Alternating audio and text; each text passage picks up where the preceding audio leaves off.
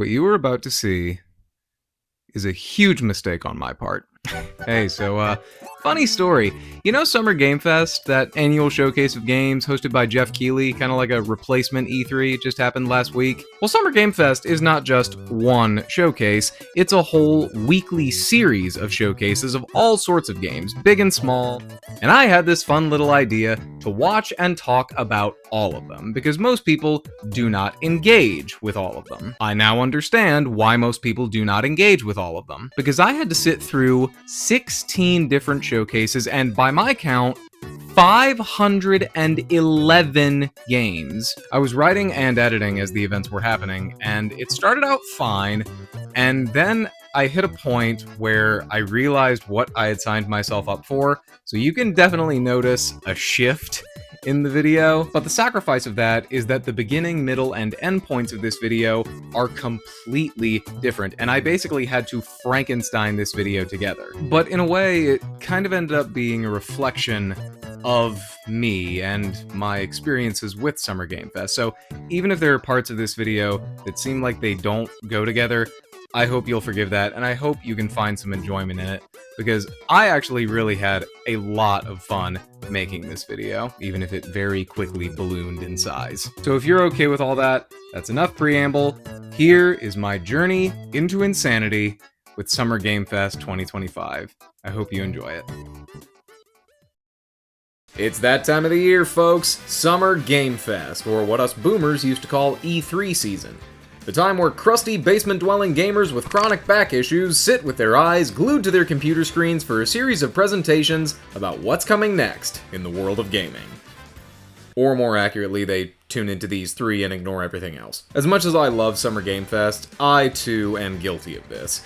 As while the Game Awards YouTube channel hosts a bunch of different live streams for SGF, most of them just feel like filler, but I don't want to be rude to games that I know nothing about. So this year, let's watch and review every single part of Summer Game Fest 2025 and see everything it has to offer. And I'm not going to waste any more time because we got a long video ahead of us. So let's start with... Did anyone even watch this? This is a frankly baffling inclusion for Summer Game Fest, because while the other presentations focus on new and upcoming games, State of Unreal is about the tech behind the games, specifically new features for Unreal Engine 5 from Epic Games. And in order to get the most out of it, you have to know about these development processes already, meaning this presentation is much more targeted at video game developers rather than the general public. But the livestream was hosted on the same YouTube channel as all the other SGF content, so don't expect this to be as in-depth as the rest of the stream reviews, because I, as a general buffoon who couldn't write a single line of code to save his life, found this presentation quite boring. They did try to trick us in the beginning, though. The show started off with our first real look at gameplay for The Witcher 4. Or did it? This is not your typical gameplay demo like you'd see at something like E3, no. They called this a technical showcase set in the world of The Witcher 4, focusing on things like animation blending, real-time muscle flexes in a horse, and building worlds with something called nanite foliage, which was apparently exciting enough to get a woot from the audience. So we are excited to introduce nanite foliage. All this is extremely technically impressive, I will never deny that. I'm just too dumb to comprehend any of it beyond, that's cool. And they really went into the weeds on this one, not giving viewers even a whiff of combat or any of the RPG gameplay that The Witcher is known for, which must have made some fans upset. But again, this presentation is not for general game fans. We do get high-fidelity water, though. High-fidelity water.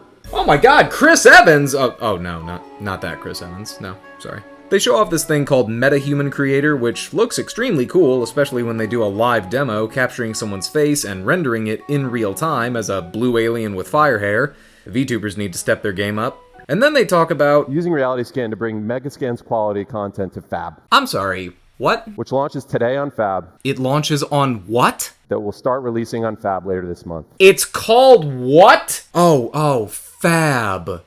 Fab with a B. Oh, good God, please enunciate. We get a look at an animated Predator movie made in Unreal, an extended look at Infinity Nikki, which doesn't really add much of anything of interest, it's basically just story time, and a new game from Netmarble called Mongil Stardive. What? Then we get into the Fortnite section of the show, which makes up the majority of the remaining runtime. This is where my interest really started to wane, as I really have never cared even slightly for Fortnite, but they mostly focus on the community aspects of the game, and how the tools provided in UE5 will make it easier for people to create the things they want to create. That segues into a series of talks about how AI can be used to streamline various development processes, and also just pretend like the Darth Vader AI situation wasn't a complete disaster and didn't result in the voice of a deceased beloved actor being imitated by a computer and being made to say various slurs. Showing how Disney and Epic are responsibly embracing emerging technologies. I'm sorry, responsibly embracing emerging technologies. Yeah, sure, buddy. Then we get this weird showcase of an AI in a game trying to convince the player to press a button. It sure is a thing. And then this poor man has to give a very nervous and awkward speech at the end of the show. Well, that sure was a waste of an hour and a half. This showcase was definitely for someone, or rather a very specific group of someone's, developers. I, tragically, am not one of those someones, so almost all of this tech, as incredible as my smooth brain can recognize it is still lost on me, as it just goes in one ear and out the other. I'm sure devs loved it, but for me, and I'm sure many others, it was just a thing. And if you decided to skip it, you didn't miss out on much. Hopefully it's just a slow start though, and things will start really swinging into high with... now this is what I'm talking about. This presentation was stuffed with killers, so let's go through them all, lightning round style. The show started off in an amazing way with Lumines Arise, with these incredible visuals and music that creates an absolutely immaculate vibe. I haven't played Lumines yet, only discovered it a few years ago, but it looks very interesting as a puzzle game, and this coming from the same team that did Tetris Effect will surely be a visual and auditory treat. Next up was Pragmata, a new game from Capcom that sorta looks like a cross between Dead Space and a Souls-like. Romeo is a dead man, looks absolutely insane in the most incredible way, and the grasshopper logo at the end of the trailer made everything make sense. Silent Hill F looks... delicious. As does Bloodstained the Scarlet Engagement. Nice to see both of these series continue. Digimon Story Time Stranger looks like a JRPG set in modern Japan. It looks fine. But oh my god, Final Fantasy Tactics The Ivalice Chronicles. Dude! Thank god this game is getting a remaster, even if the sprites are dithered to hell and back. Then we get a bit of a lightning round. We see Baby Steps, which I feel like I've seen at every State of Play and Game Awards show for years. Like, it's just always there. Hirogami looks very visually appealing, sort of like a spiritual successor to Tearaway. Everybody's Golf Hotshots looks fine. Ninja Gaiden Ragebound looks awesome with gorgeous pixel art, and Cairn is that mountain climbing game that I also feel like is right next to Baby Steps at every State of Play and Game Awards show. Mortal Kombat Legacy Collection. I have been asking for this exact thing for over a decade, and I am so glad that it's finally happening. Speaking of fighting games, ooh, a PlayStation Fight Stick.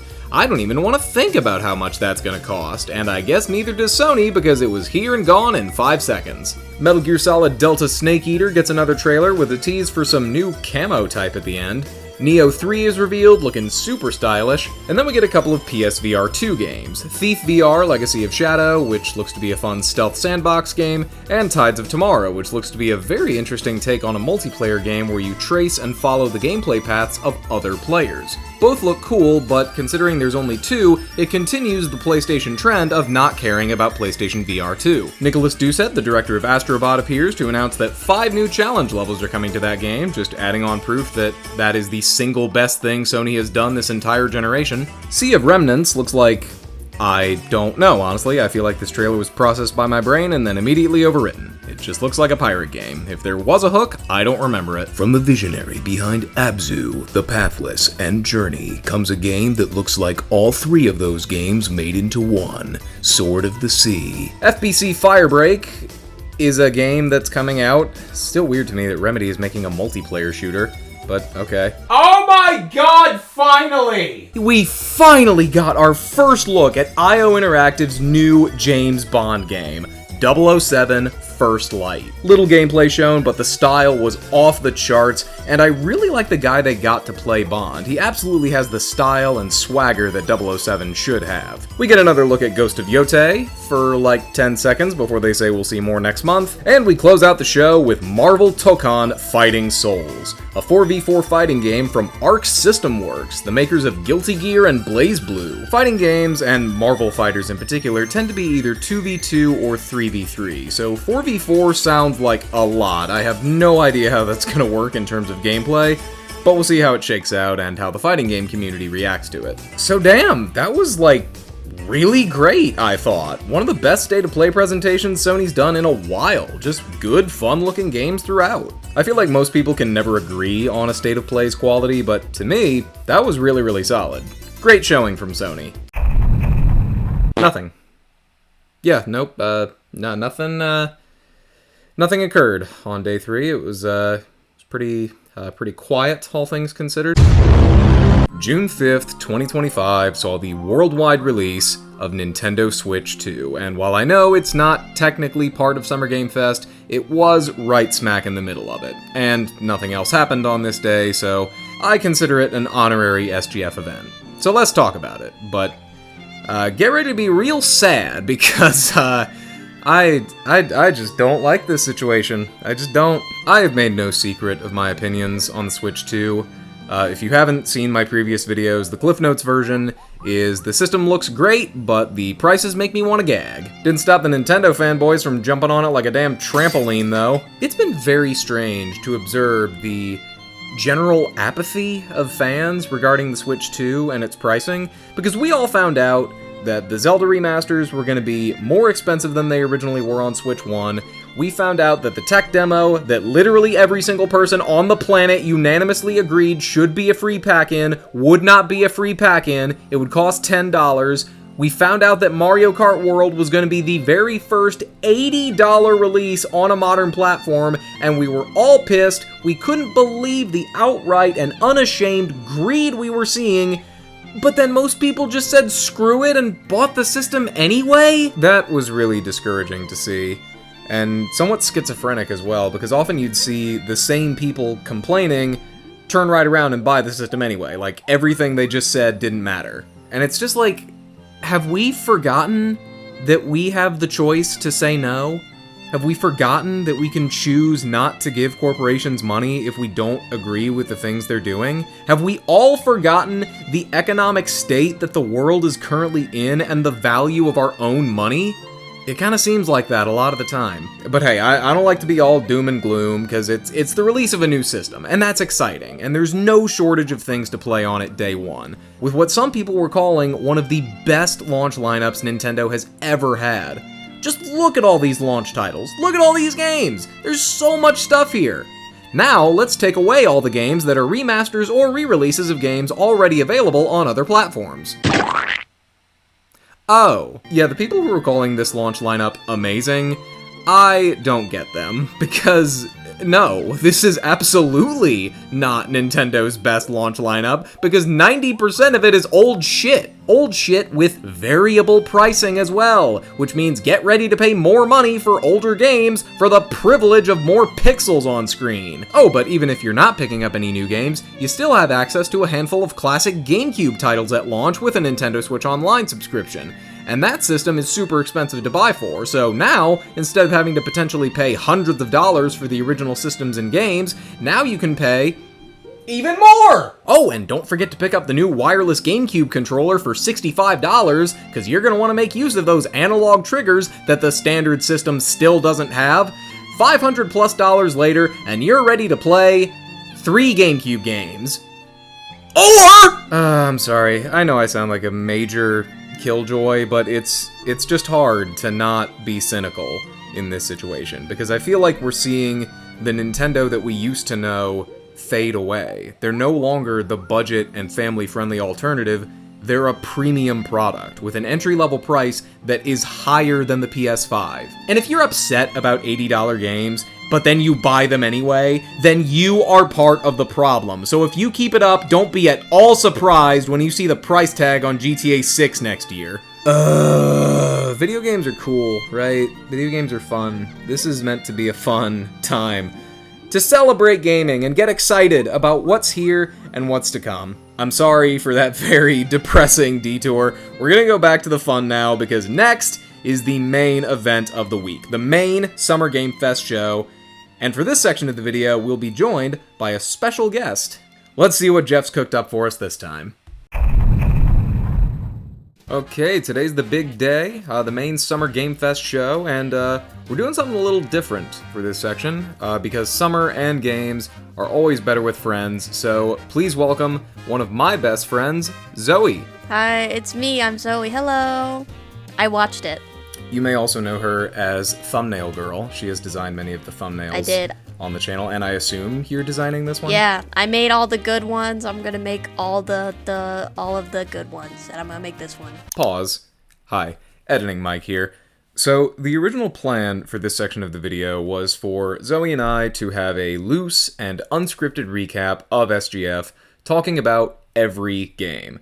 However, upon further review, I realized that we really didn't have many interesting things to say about every game, aside from just saying that they happened. And also, there is so much stuff to go over today and in the days to come, that this is when I realized that in order for this video to get done by the time I wanted it done, it could no longer be a recap of everything shown in Summer Game Fest. It would instead have to be an exploration of what the viewing experience of all of Summer Game Fest is. So let's just go over the broad strokes and our personal highlights, because really, Summer Game Fest this year was fine. I feel like we kind of had the same experience of like, it started out like cool, and then as the day went on, it just kept going down. Now, maybe part of that is because I couldn't watch this live, so we had to do this later. And it is, as we were recording this, it is 3:30 in the morning, so we are tired.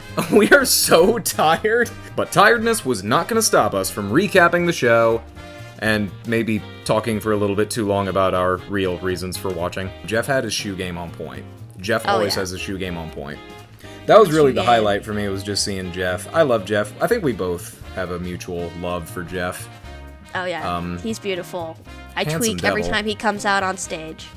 In love I am. After that, one highlight for me was seeing Hideo Kojima come on stage to debut a new scene from Death Stranding 2. And although Zoe is not as big a Kojima fan as I am, our reactions were generally similar. I was super confused. So was I. But I also thought I was confused because I hadn't played Death Stranding 1, but turns out No, I was Kojima completely moment. lost. But after that, the highlights were pretty few and far between, so please enjoy the following, which is what we deemed our favorite games from Summer Game Fest 2025. Editing Mike is going to basically disappear after this, so enjoy the unscripted content. Then the biggest pop-off of the night was Sonic Racing Cross Worlds. Not because we are particularly big Sonic fans, we don't really care about Sonic. It was big because they had this reveal, they had 3 reveals, and they just kept getting bigger and bigger and bigger. First, Hatsune Miku. Hatsune Miku! The guy from Yakuza. I don't know his name. The fans are gonna come for me. I'm sorry. And then the biggest one for me was Joker from Persona 5. Fucking Joker from Persona 5. And later Minecraft. How? Also, why? Yeah. And yeah, Minecraft. I forgot about Minecraft. What was... I just have no words. The crossovers... That was insane. They just were like, okay, guys, we need to take all the media that the incels love and put it all in one game. So they're like Sonic, Miku, Persona, Yakuza, Minecraft, boom. And it's beautiful. Code Vein 2, you called this one. I did. Like right as the trailer started. Yeah, I saw the big ball and I was like, hey, that looks like the miasma from Code Vein. You saw big balls? And then, yeah, I saw big balls. So Code Vein has this like very specific, it is anime style, but it's like a very specific kind of anime. And I saw the eyes. As soon as I saw the eyes, I was like, oh, those are the Code Vein eyes. And I was like, this is Code Vein right here. I'm actually really excited for this. I really like Code Vein 1. It's anime Dark Souls. It's as simple as that, and it's fun, and it's cool. And it's the only Dark Souls-like game I've ever played. and it's hard, but it's like probably not that hard compared to real Dark Souls games. I don't know, because I never played them, because I don't like getting angry. Which is funny, because I never got that angry playing Code Vein. Like, the angriest I've ever gotten is playing, like, Mario Galaxy. That shit pissed me off so bad. Game of Thrones, War for Westeros. Do you have any memory of this? No. Great, let's move on. Felt That Boxing, which is a puppet game. Oh, yeah. Where you're, it's Oh, like I just got the punch pun. out. Oh, yeah, you just I just got it. Like, felt. Like the, oh my god, I just got it. So Felt That Boxing is like Punch Out, but with puppets, kind of. That was my impression. And I don't know about you, but it's kind of like the dirty puppet aesthetic, which I'm not really a fan of. Like, to me, it's just like, okay, you're just trying to take something that's cute and just make it, oh, we're making it dirty, we're making it adult. That's not really for me. Yeah, me and my mom always say, I don't like adult cartoons like South Park or Family Guy, because it's like, you're ruining it. But we love Bob's Burgers, though. It's different. It's like adult but not gross. Yeah, I get that. So don't ruin Muppets. They're supposed to be adorable. Dune Awakening. This is one that I Okay, caught pretty go early. off, Psychic. So I saw sand, and that was my first clue that this was Dune. Sand, that's a dead giveaway. See, I've seen the movies. I know what to look for, and sand is the number one thing. Also, there was that girl who, like, for a split second, I just thought she was Zendaya. Racist. Yeah, you're going to jail. Yeah. But Dune Awakening, so I like the Dune movies. I like them well enough. They're fun. But what I don't really like are MMOs. I'm not really into the multiplayer scene. Neither of us really are. So I would We don't have reach any for... friends. No, we don't. So Dune Awakening, I feel like I would play it if it was a single-player thing, but because it's a multiplayer thing, I just have no interest. That's just me, though. No. It looks, like, fine, I guess. Yeah, just, can we make games like that are single player and they have a story and they're turn-based? Especially for something that is called so... Persona. Well, especially for something that is so lore-rich and dense as Dune. Oh, yeah. It seems like that's just weird. begging for a story-based... Like, I thing. honestly thought it might be Destiny, because I was like, oh, it's like multiplayer and it's like nothing's happening, just like Destiny. Nah. oh, I misspelled it. I have it in my notes as Neo. It's Mio. Hey, Mio, yeah, this is your time memories to in yap order. about calling it search action instead of Metroidvania. Look, Metroid had its style, then Castlevania came along and ripped it off. Therefore, I think it is a little disingenuous to call the genre Metroidvania Even as the if host said Castlevania... Metroidvania. Even the host said it. I know. Like, I'm not upset, but that's just a me thing. But anyway, it does look very, very fun, and I love the art style. It has this, like, sort of pencil sketch look in some of the shading, and very pleasing, like, watercolors. It's a good-looking game. I'm sure it'll be good. Oh, Out of Words! This game, this is another game. 2 games in a row with just beautiful art styles. This one was stop-motion claymation, which you hate, but I love. I don't hate it. I admire it, but I think it's creepy. I understand that. I can definitely see where that comes from, but for me, I just marvel at the creativity that goes into it, and but there is definitely some horror in this because the characters have no mouths, and that is terrifying. But it looks very fun. It looks like a fun little co-op adventure. We both had a game that we just saw and just instantly fell in love with, and just thought it looked so cute and adorable, and that was Lego Voyagers. Honestly, I kind of just miss this, like... I used to play Lego a lot with my sister when I was younger, and I miss good Lego co-op games, and this one just looks so ridiculously adorable and chill, and I love a good, like, puzzle co-op game. We were saying the whole time, we miss co-op games that are just cute and chill, and it's like puzzles instead of, like, shooting stuff, and so I'm like, I want to play this with Michael today, right now. Same. It's so adorable. Yeah, we both saw and we were like, we need to play this. We would love this. Yeah, and I love the style as well, because it's leaning fully into the Lego style, and you're not playing as a Lego minifigure, you're playing as a little Lego piece, a tiny Lego brick. Yeah. I just love that. I think there's so much fun stuff you can do with that. It just looks so cute and just soothing and calming. When it comes out, I'm sure we will play the hell out of it. I do have a fair bit to say about Fractured Blooms. So, you know me, and you know that I love horror. Horror is my bread and butter, and this looks like a very specific type of horror that just scratches an itch in my brain. It's psychological, and it's lonely, and the art style is very interesting, and I just fell in love almost instantly. I'm very, very much looking forward to that. That one is definitely going on my list. I know that I said that it just reminded me of Me-Side. It reminds me of Me-Side. Which I've because never they were heard saying of. like it was like Doki Doki Literature Club meets, what did they say? Like Silent Hill, that's what they said. And they just yapping with that one, but it does remind me of Me-Side. It really does. Then Mina the Hollower, the new game from Yacht Club Games. Kind of interesting for me because I'm working my way through Shovel Knight right now. I just finished the first expansion, Plague of Shadows. So now having their next game so close, it's like, oh wow, cool. That's interesting. And it has this really, really pleasing Game Boy Color art style, whereas Shovel Knight was NES, Mina the Hollower is distinctly Game Boy Color, and it looks very, very pretty. And then we both got really excited and then really sad because we saw Deadpool. Yeah. And then it was Deadpool VR. Woo.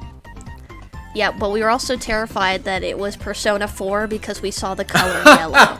We saw the color So we're yellow. stupid. Well, also it was because like at that point in the stream, we were talking about how people were asking for the Persona 4 remake, and then the screen turned yellow, and I was like, "There's no fucking way."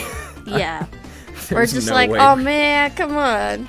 Yeah. No. But then it was Deadpool, but then it was yeah. VR, and then it was like a roller coaster of emotions. We were like sad, and then we were happy, and then we were sad again. That was crazy. And it's exclusive to MetaQuest 3. I'm not buying a MetaQuest.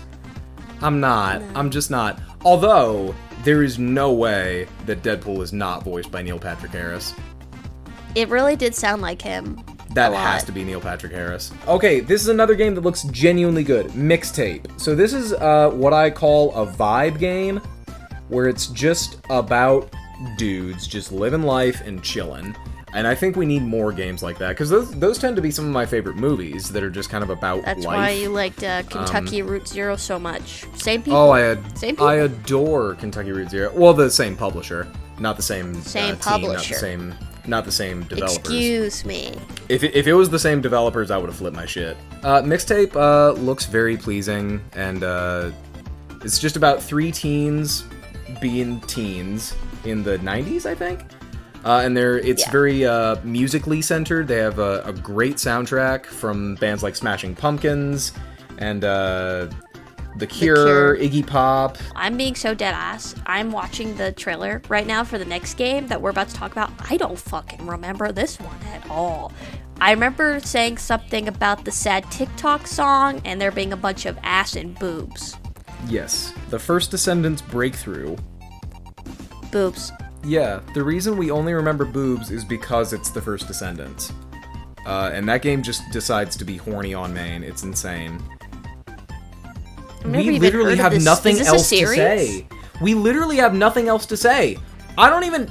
Like... And then Mind's Eye. We got a trailer for Mind's Eye, which, I don't really remember, except for the reveal at the end that there's going to be a crossover with Hitman, because the people who are behind this game are partners with IO Interactive, who are also making Hitman. And the Hitman thing led into another big pop-off moment for me. Mads Mikkelsen is in Hitman World of Assassins playing Le Chiffre, his character from Casino Royale, the best James Bond movie, do not at me. Yeah. But I do say, I feel like I can't talk about this for 2 hours, and I would be surprised if somebody could. I'd want to see that happen, actually. I'd like to see someone try to talk about just that one thing and extend it to a 2-hour block of information, because there's really like like we covered everything in less than a minute to talk about in regards to that. So it would be very interesting to see someone try. Then we got the weirdest tease of the entire show. So the lady from Resident Evil, once again, she came back. And then she said, we have a special announcement from Takeuchi-san from Capcom. And then Takeuchi said, hey, we're going to show a bit from the next Resident Evil game. And then they didn't. Yet. They didn't show it yet. That is the operative word. But then we got more stuff on Wu-Chang Fallen Feathers. Looks like Wu-Chang Fallen Feathers to me. Oh, I thought you were talking about the Wu-Tang game. Oh, no, that's after this. Oh, that's funny. I didn't notice that. We have Wu-Chang and then Wu-Tang. And then that's Wu-Tang. Really, they must have planned that. So we have Wu-Chang Fallen Feathers followed immediately by Wu-Tang Rise of the Deceiver. Now, super cool to see the Wu-Tang Clan doing stuff in gaming. Next, we get a return to fun art styles, sort of a Cuphead-ish, and sort of, again, going back to earlier in the show, Mouse P.I., very 1920s, early animation-inspired. You did say Bendy and the Ink Machine.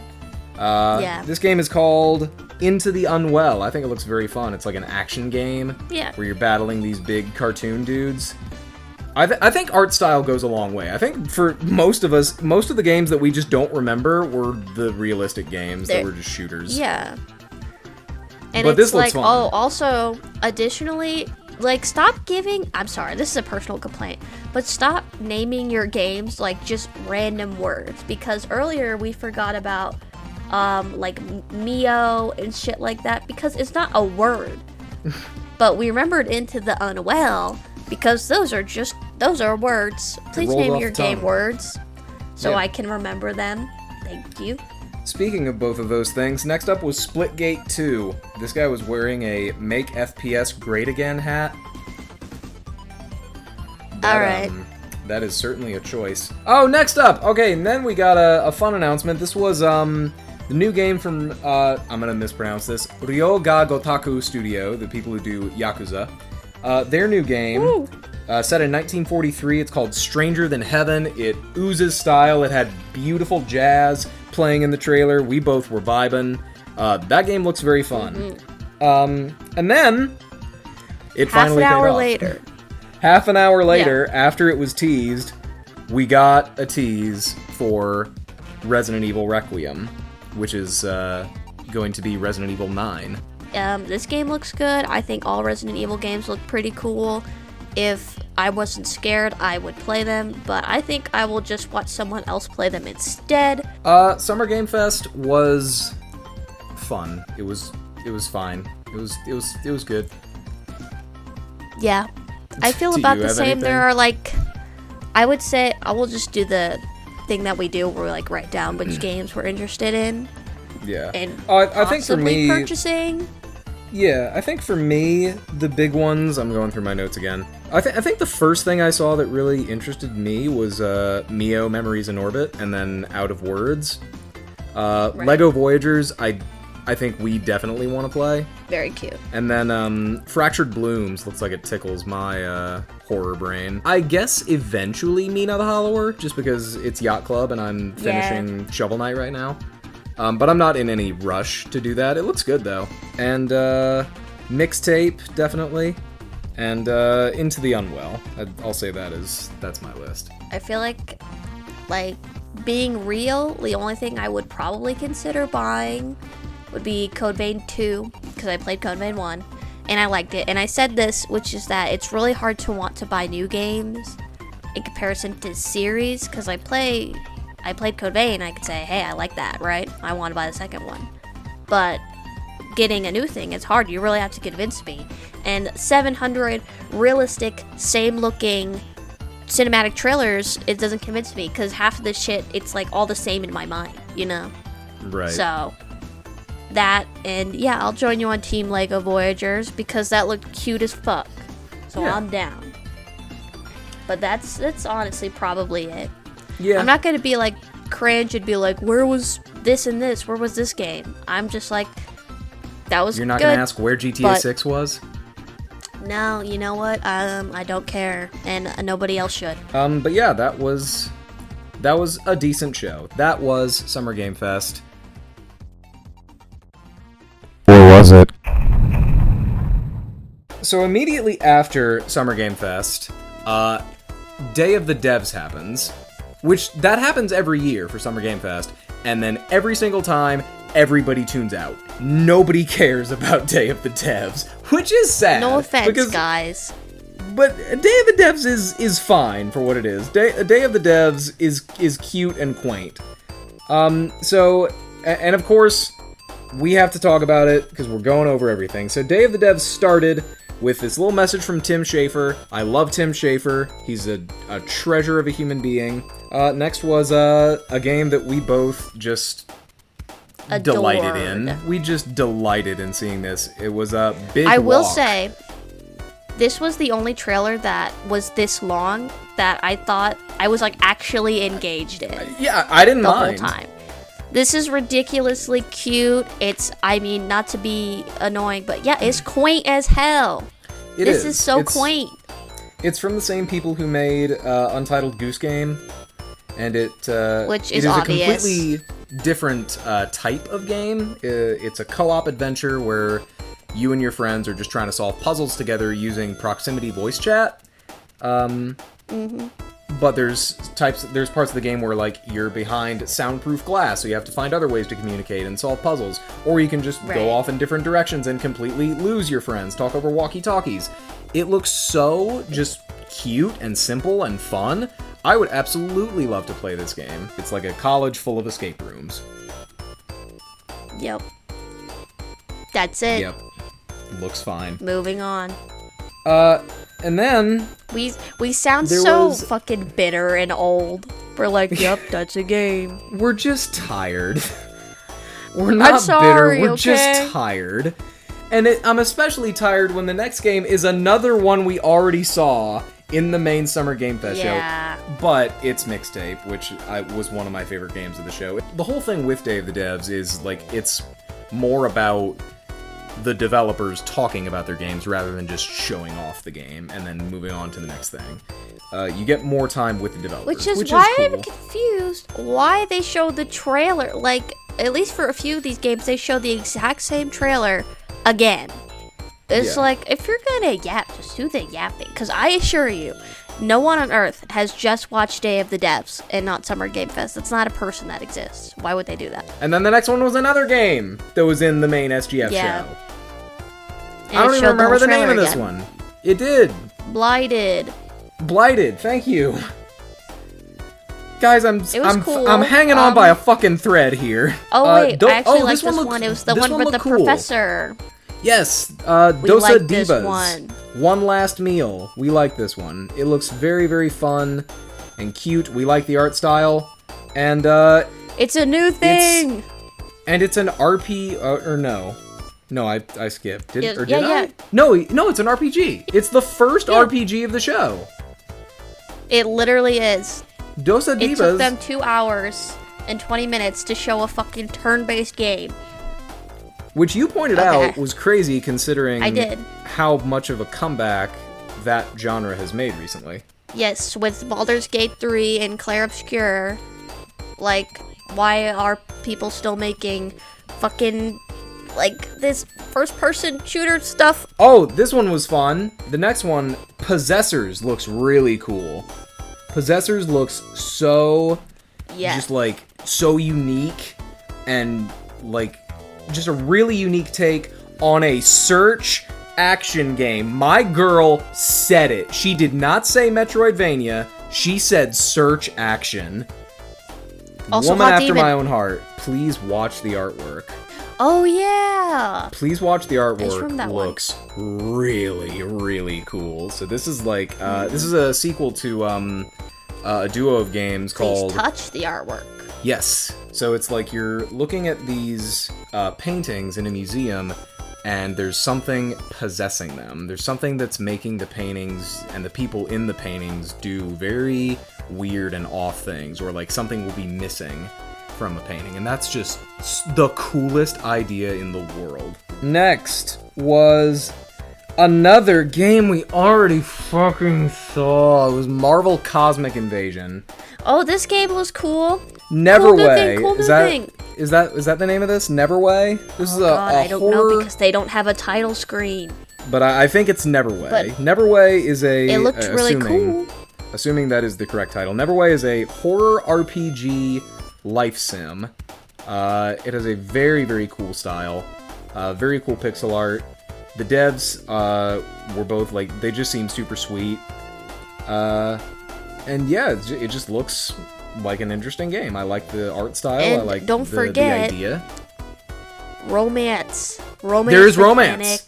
Woohoo! The second she said romance, both of our ears perked up. Yeah. I love romance mechanics. We are some simple Persona and Harvest Moon playing bitches. Next up was Relooted, which is a very cool concept for a heist game where you play as a group of black thieves stealing real life. I feel like you can't say African. What?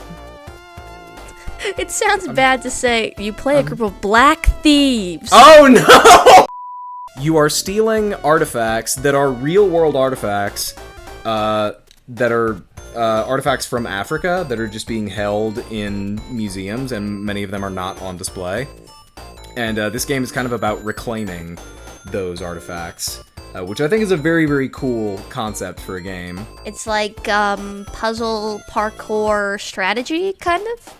Yeah. Or, oh my god, what's it called? Real-time strategy. Yeah, there it is. Pocket Boss, which is this game where your boss is texting you to, like, hey, do these charts, do these graphs for this presentation I have to do, but it gamifies it in a really fun and unique way, so the charts have a life of their own. Oh, and yeah, I can't I'm watching really it right now. This is cute. describe it in a way that makes it easy, but, like, once you see it, you're like, oh, that looks really fun. And then another game with a good art style, Consume Me, which is a game sort of about trying to be the person you want to be in high school. You're playing as a teenage girl who's very insecure about her appearance and her grades and just wanting to always be the best she can be, which I think is a very real concept for a game. Can I just say, yeah. This isn't exactly a calendar game, and I don't know if that's even the word for these kinds of games, but I love calendar games, like Princess Maker. I just love, you plan out the thing, and then they do the thing, and there's like a billion endings. I don't know if that's what this is, but I love those kinds of games, and this game looks really cute, so I would actually buy this. I'll say that, even right now, I would buy this. This looks fun. Yeah. You know what I would buy? Off. Your mama. Oh.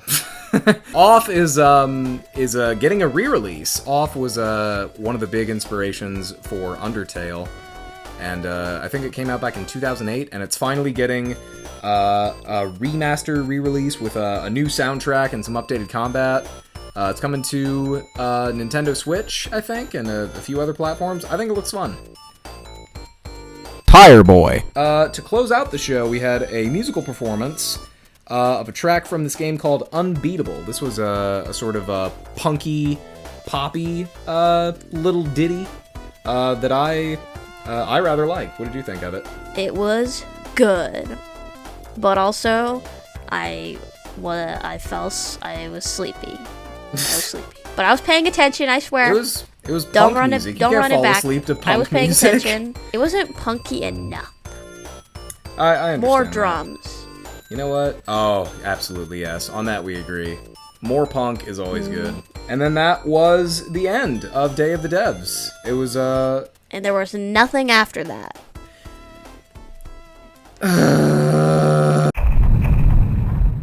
The Devolver Digital presentation. This is it was called Ball Pit, a Kenny Sun story. So Devolver, every year they do these, like, parody presentations. Back when E3 was a thing, they used to do, like, fake E3 press conferences.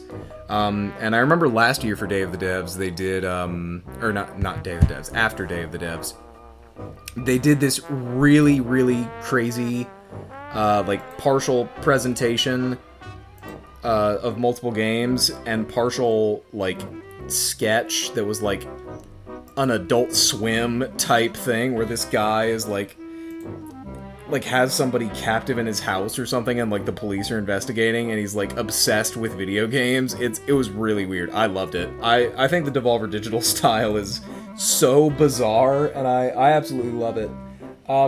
This was not nearly as bizarre. This was just, just kind of funny. But it was just 10 minutes about one game called Ball Pit. I like the one part where the guy spit the balls out of his mouth. Yeah, he does suffer from IBS, inner ball syndrome. That was funny. Which, I like that. Yeah, it's nice to spread awareness for balls. You and I like balls, right? We love balls. Balls are cool. Ball shout out. Although it's weird because as much as we like balls, I don't remember hardly any of this. I was shutting down by this point. We're trusted reviewers like, because we are EP. Okay, so it's like, it's kind of a breakout thing, but it's also like a town builder, and there's balls everywhere. There's fireballs, there's little white balls, there's balls galore, and you gotta use those balls to attack the enemies that in a breakout, or like Space Invaders or Galaga like, style. Imagine that it's like Catan, but not at all, and it's like Peggle, but not at all, but maybe a little bit like Peggle, except that the horse isn't there. What's the name of that horse from Peggle? That horse has Sven? a name? Yeah, the Peggle horse. He definitely has a name, and the Peggle fans are gonna be so mad that I forgot what it was. Bjorn, shout out. So yeah, Ball Pit looks good. I'm about to fucking lose it. So, okay, full disclosure, we did not watch this whole presentation because at the time that we would have watched it, it was 3 a.m. We had to sleep. Okay, so we looked at it, we were gonna watch it, and we skimmed it. I'm gonna tell you what I saw. Literally nothing we haven't seen before. It's IO Interactive, the makers of Hitman and the new James Bond game, and it starts with just people playing Hitman, and showing the same trailer for Le Chiffre in Hitman World of Assassination. And Mads Mikkelsen is there again. Then, Hitman World of Assassination is coming to iOS? What, and also how? There's a Hitman board game. They show the same trailer for 007 First Light. There's gameplay of Mind's Eye. Then there's like this long fucking interview with some of the actors and developers. The guy who voices Agent 47 is there. And then the whole rest of the stream is people playing Hitman, people talking, people playing Hitman, people talking, people playing Hitman, people talking. I'm losing my mind. Yeah, and at the end it's just randos. Like, it's not even the people who made the game anymore. It's literally just like, hey, Kyle from accounting, come play this game right now. And he was like, okay. It's so bizarre. Like, who would, and it, how long is this section of just randos playing Hitman? I swear to God, it's straight up like 15 minutes, and then they're interviewing random people. Sorry, I was wrong. It might be straight up like an hour to 40. No, sorry, it's half an hour of just random people playing Hitman and then being interviewed with really shitty mic quality. Like, honestly, just go watch this to see how bad the mic quality is, because it's a little funny. Except it's a little funny. It's painful. Can we go to sleep now? Okay, so That was a lot, but hey, we can chill now. We can relax for a little bit. You can relax with me. You're safe here. There are no video games for a while. The games can't hurt you. So let's chill. Let's chill here, and let's talk about what the rest of this video is going to be. So last night ran a little long. It took a bit out of me, but I woke up on day 5, decently well rested, and ready to sit through 6 presentations in one day, which was a lot, but I was up for it, because those presentations would collectively introduce me to— No, fuck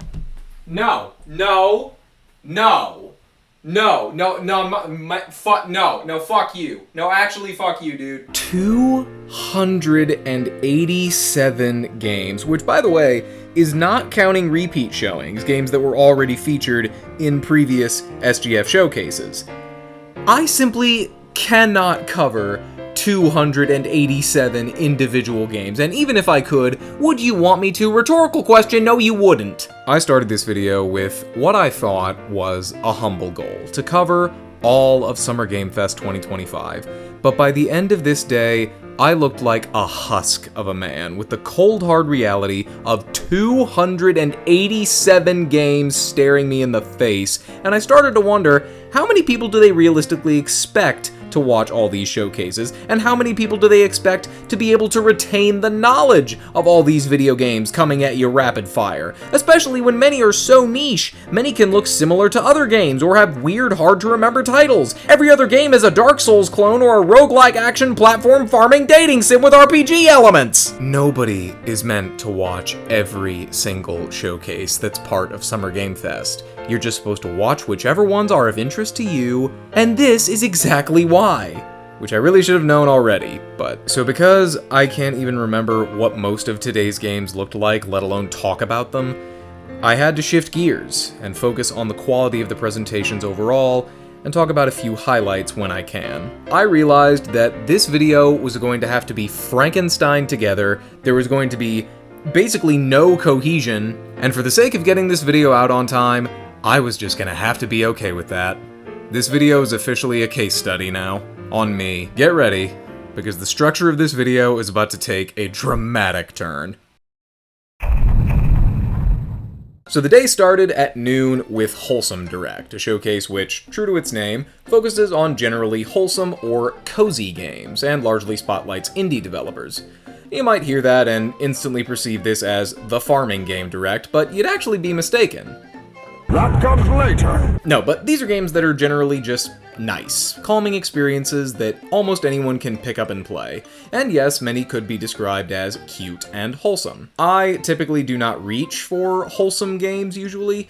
I certainly don't have anything against them, they're just not usually for me. Which is probably why I was drawn to the most depressing looking game here. Seasonala Cemetery describes itself as a meditative experience that invites players to explore a living, breathing cemetery, and a peaceful yet poignant reflection on life and death. Yeah, totally wholesome. All of that stuff sounded like absolute music to my ears. I know this will seem odd, but I've just always had a tendency to gravitate towards somber, quiet experiences that explore feelings of grief and loss in artistic ways. Yes, I love Silent Hill 2, how'd you guess? So yeah, this was definitely the #1 highlight for me, but then when I found out that it was free, yeah, I'm definitely gonna check this one out. Aside from that, this showcase in general was fine. I'd say some of the highlights for me were things like Ambrose Niflet. It had a really great miniature art style. Fireside Feelings looks like another great vibe game. Haunted Paws looks adorable and is probably going to have a very sad ending. And I have to shout out Milano's Odd Job collection for having the most pitch-perfect recreation of a PS1 pixel art style I've ever seen. I can't talk about anything else. If I didn't mention any games you liked, please don't think that means I didn't have any interest in them. It just means I saw nearly 300 games in a single day, and at a certain point they all start to blend together. But overall, I thought the Wholesome Direct was decent enough. Check it out and you might find something you like in it. Immediately after that was women-led games, obviously spotlighting projects spearheaded by women. This showcase started off strong with a game that looks very Dear Esther-inspired called Will Follow the Light, an atmospheric psychological exploration walking sim with sailing thrown in. Seems like it could be a very interesting story. After that there was a game called Drywall Eating Simulator. Why simulate it when you can do the real thing? One of my visual favorites was A Heavy Morning. This art style is like good. And you know I love my depression simulators. But if I had to pick one standout, it would absolutely be Prison of Husks. Not only does it have an absolutely gorgeous early PS2 style, but it's being developed by a single person, which will never not be cool. It looks like Eco crossed with Dark Souls, and it instantly grabbed my attention. Overall, this was another good showcase. I feel so bad speeding through these, only talking about a few highlights, but I literally have to or I'm going to be here all year. Latin American Game Showcase was next, and this one moved way too fast at times. Even right at the beginning, it was like 30 seconds of a game, moving on. 30 seconds of a game, moving on. Like, I know we're on a tight schedule here, but oh my god, I'm complaining about what I'm doing. Lurks Within Walls. Yes, I know I keep highlighting the darker games. I'm sorry, that's just what my brain usually retains.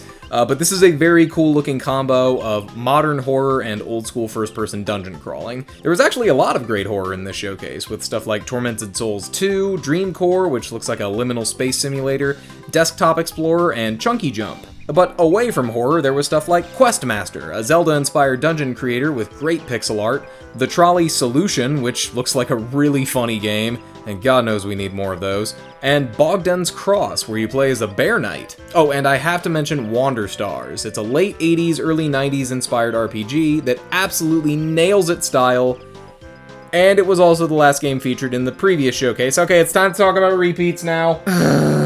Okay, so it wasn't all of the games, not even close to a majority, but watching all of these showcases, you will have to get used to saying, haven't I seen this before? And the answer is yes, you have! Like Neverway, appearing in both Day of the Devs and the Latin American Game Showcase, or Mixtape, appearing in the main SGF show and then immediately again in Day of the Devs. Is this an issue? Not at all. Devs, get your games in front of as many eyes as possible. But when you're foolishly doing what I'm doing, consuming showcase after showcase after showcase for your silly little YouTube video that is very quickly getting out of hand, you might start to feel like you're losing it a bit. Southeast Asian Game Showcase. Okay, this was another one that was absolutely packed and had very little breathing room. And at this point you realize there are only so many genres and so many combinations of genres, and the games start to blur together. At this point, I think my brain was starting to turn into video game sludge, but there were still at least a few standouts for me. Montabi is like a cross between Pokemon and Mega Man Battle Network. That's a unique combo. I Need Space, a 2D space exploration game. Art is Rifle, a pretty cool looking FPS. Table Flip Simulator, also known as My Life. Until then, this one stood out to me because a friend of mine played it about a year ago and said it really impacted him, and now it's coming to Nintendo Switch, so I may have to check this one out. Am I Nima looks like a very cool psychological thriller about a child's mental trauma. Loading, 3 short stories about games and the people who play them. That's all you gotta tell me to get me interested. More games that explore character, please. 13Z, The Zodiac Trials, looks like a very fun action game, and I'd imagine it has some roguelike elements. And the show ended on a bang with No Straight Roads 2. I was actually hyped to see this because the first game has been on my list since it launched. I just love the art style and the concept of a 2-piece band in an action game, so I'm very pleased to see a sequel. But then, oh then, we got... Okay. Maybe it was because this was the 5th presentation I had watched in so many hours. Maybe it's because each showcase being held immediately after the others overwhelmed me with games and notes, and I was just starting to feel a little tired from sitting and staring at a screen since I had woken up. But this showcase...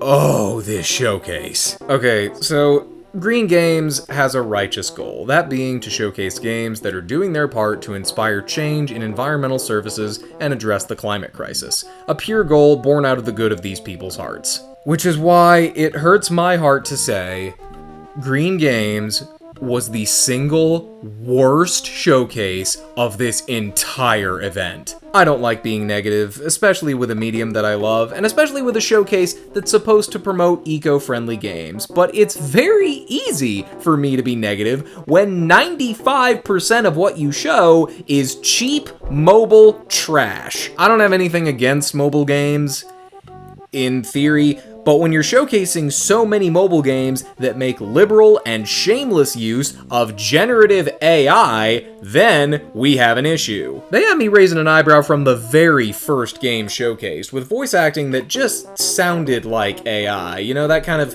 emotionless delivery and slightly off flow and cadence. Welcome to the Andromeda Galaxy. Build cities and their supply networks. But then the very next game slaps you upside the face with this shit! Oh my god! Do you have no shame? It's not even good-looking AI! Look at how janky it is! And even when there wasn't any AI immediately present, the advertising was just bad. And the games looked bad. They almost all had that cheap mobile game look where everything is way too bright and shiny. And these hosts, I don't want to be rude to them. I'm sure they're nice people, but they just seem so fake. After every trailer, every single trailer, without fail, one of them says, "Oh, I love that one." Oh, I love that one. Yeah, I absolutely loved it. Oh, I like the look of that, actually. I absolutely loved that. I mean... And it's like, did we watch the same thing?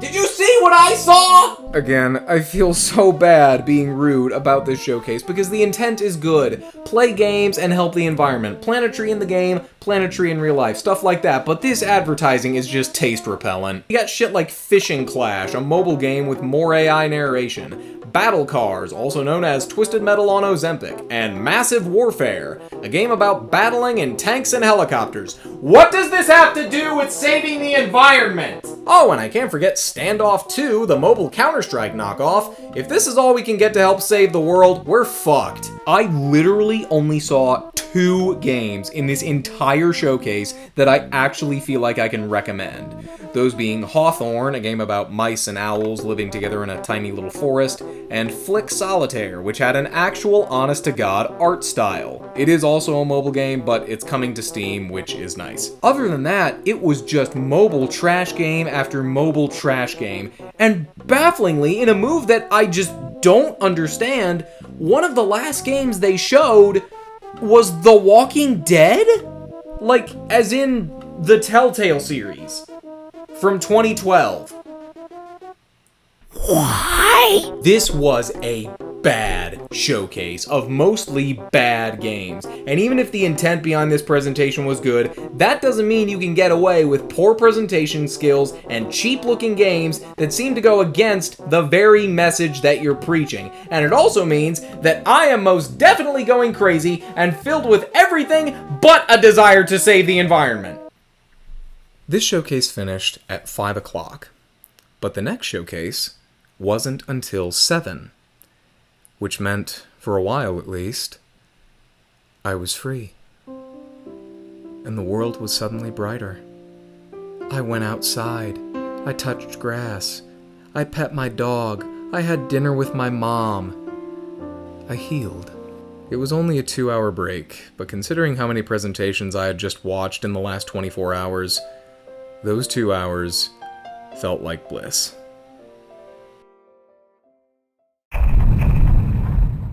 Honestly, I really didn't have very high hopes for the Frosty Games Fest, a showcase of games from Australia and New Zealand, but it ended up being a decent return to form. It goes a long way when the very first game can make me laugh, though. My arms are longer now, just looks silly and fun.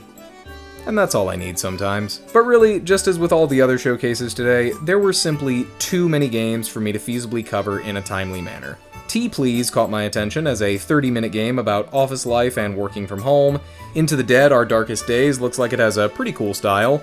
Winnie's Hole, that sounds disgusting. And it is! I would also shout out Try Hard, a turn-based sports RPG in which the dog can play rugby, Microvania, which is exactly what it sounds like, and Misk, a tiny tale, also known as the Budget Chibi Robo. Oh god, and that is everything I can say about today's showcase without completely losing it and making this video 80 years long. This day was probably when I started to regret my idea to make this video, but I was too far in at this point, man. I couldn't quit now. Mama didn't raise no bitch. I may be tired, but more importantly than that, I am committed. And hey, tomorrow, we only have 3 presentations. And we would start tomorrow with a presentation that we pretty much knew was gonna be good.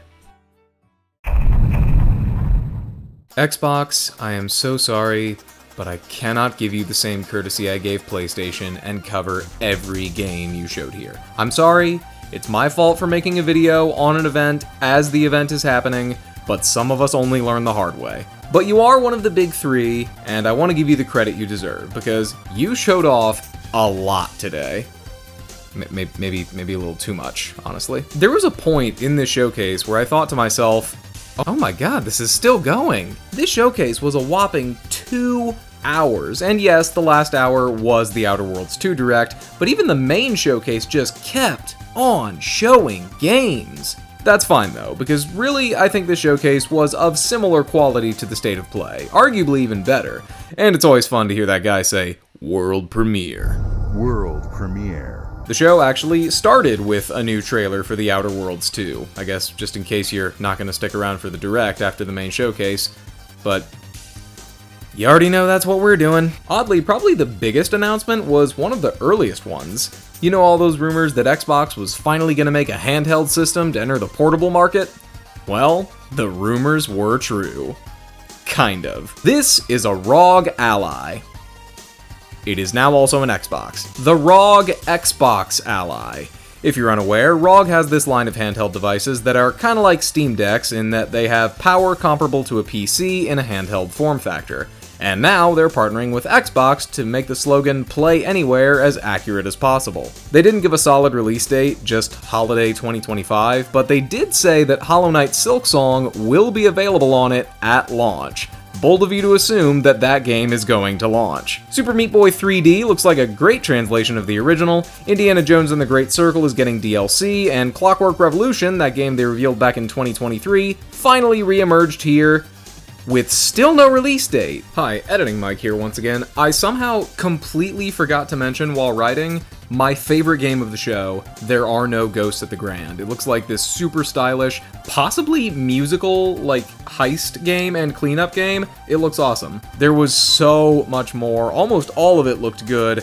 I can't talk about everything, but I will at least mention the final announcement of the show, which was Call of Duty Black Ops 7.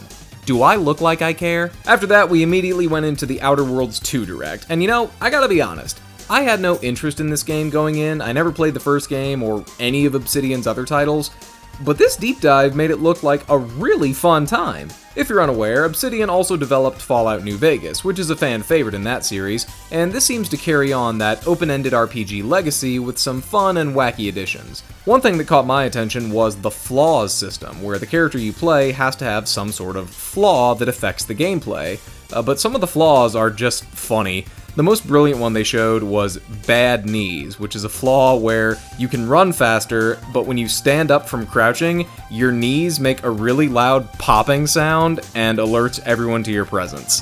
That is hilarious. It seems like the style is great, the writing is quality, there's a gun that fires tumors, and they can explode like grenades, or you can eat them. There were also these sketches with Ben Schwartz, and I know sketches like these in a game presentation are not to everyone's liking, but I found these to be pretty funny, honestly. And even though it was called the Outer Worlds 2 Direct, they spared about 15 minutes at the end to focus on Obsidian's other game launching this year, Grounded 2. And this was of similarly nice quality. Made me realize Obsidian is putting out 3 games this year. They already released Avowed, but now they're releasing Grounded 2 and the Outer Worlds 2. These guys are busy. But do they have another 2-hour showcase to watch? The PC Gaming Showcase, presented by PC Gamer. As a Wii U owner, I cannot condone this. So riding the relative high of the Xbox show, I went into the PC Gaming Showcase not really expecting anything. PC gaming is almost a foreign landscape to me. It's the platform I play the least on, but that just means I'll see a lot that I probably haven't seen before, so I was ready for another hour of games. But then an hour passed, and it didn't end. It kept going, and going, and going. More games. Long interviews with developers for games we've already seen. Hosts trying to be funny. It didn't end. It went on for a full 2 hours and showcased the most games out of any showcase by far. The Xbox show was long too, but it was advertised as a showcase with a direct immediately following it, which they've done before, so I expected it to run a little long. But I didn't expect the PC gaming show to be filled to the brim with games on top of developer interviews and interludes with these two people building a PC. It was just non-stop. So many games. And by the way, There are even more games that I missed because they were holding a pre-show while the Outer Worlds 2 Direct was going on. Please, for the love of God, do not make me go back just to watch a 30-minute pre-show. Please, I am begging you.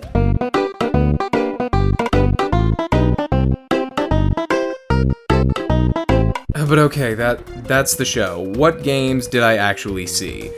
Well, let's see. There was this game where there's a giant soldier watching you do crimes. Militationnaire. I remember seeing that one a few years ago. Ultra Kill Layer 8 Fraud. Looks like it plays with space in some fun ways. And there was that game, and that game. And this one, and some fucking shooter. I don't know. Guys, this was so long, and there were so many games. It just kept going. I was seriously starting to shut down. Just please hurry up and end. Please be over now. Please be over. You've shown enough games. Please stop! Okay, so that was way more than I expected or wanted. But hey, the next presentation is something I should be excited for. The Death Stranding 2 game premiere, a game that I'm actually interested in. Jeff Keighley returned to present this sit-down chat with Hideo Kojima and some of the cast members to talk a bit about the game, show off a few scenes, and debut gameplay for the first time. You know what playing Death Stranding is like? Mostly this. I don't have anything to write about this. Am I officially tapped? Am I done? Am I cooked? I mean, it was cool, but I only think so because I'm a fan of this creator and these actors. Just like I'm sure if you're a fan of Hitman, you might have enjoyed the IO Interactive showcase. I do stress might have. So while it was kind of fun for me, realistically, did this need to be a presentation? Did we need to have Jeff and Kojima sit down just to debut walking? No. I'll still watch it though. Oh, but hey, who cares about that? We only have one day left and one presentation left. Tomorrow is the last day. And after the DS2 showcase that I'm honestly grateful was uneventful, I was ready to finally write the ending to this story. So let's get into it. This is it. The final presentation. Black Voices in Gaming. I allowed myself to sleep in on this day so I could watch it fully rested and stress-free. And when I got up, I cleaned myself up, I watched it, and it was fine, but very different from the other showcases. It started out with a pretty standard but noticeably longer introduction to the presenters. Then we got 3 games, and then a 22-minute interview with Zaire Lanier, a writer on South of Midnight. Then we got 3 more games, and then a 5-minute performance from a rapper named Megaran. He did drop some fire, though. So let's get it started a little something like this, shall we? Okay, if you with me now. Check it out, I'm in the house like carpet. Then 5 more games, then a sizzle reel, and that was it. Would you believe me if I told you this presentation had the fewest amount of games to show? At least aside from State of Unreal, which wasn't even about showing off games anyway.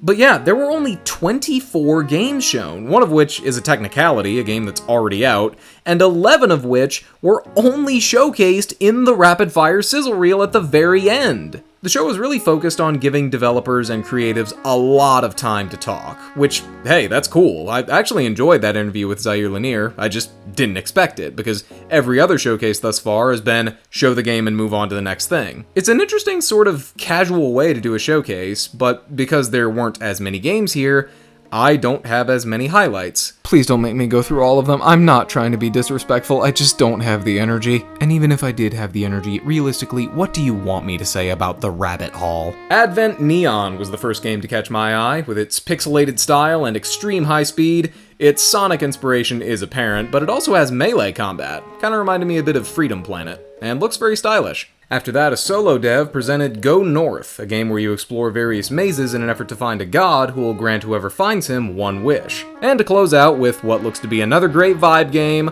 Roller Girl. The concept of playing as a socially awkward girl who decides to break out of her shell by rollerblading around and talking to people instantly grabbed me, and I read it as aura farming the game. The show overall was another decent one, but man, cramming 11 new games at the very end just feels like a disservice. That's almost half the amount of games shown here. And then, it was over. That was it. The host said, thanks for watching, and then everyone left.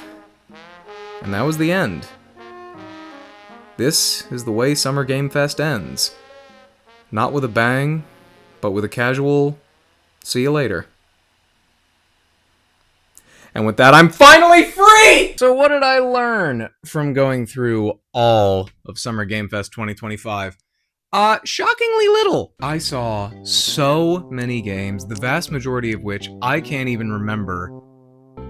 But oddly, it was kind of fun. Through all the showcases, good and bad, surprising and pointless, I always found at least one game that piqued my interest. I love video games, if you somehow couldn't tell, and I love seeing what's next for the industry. And even though I absolutely did not have to watch all 16 of these presentations, I'd be lying if I said I didn't have a weirdly fun time watching and writing about all of these.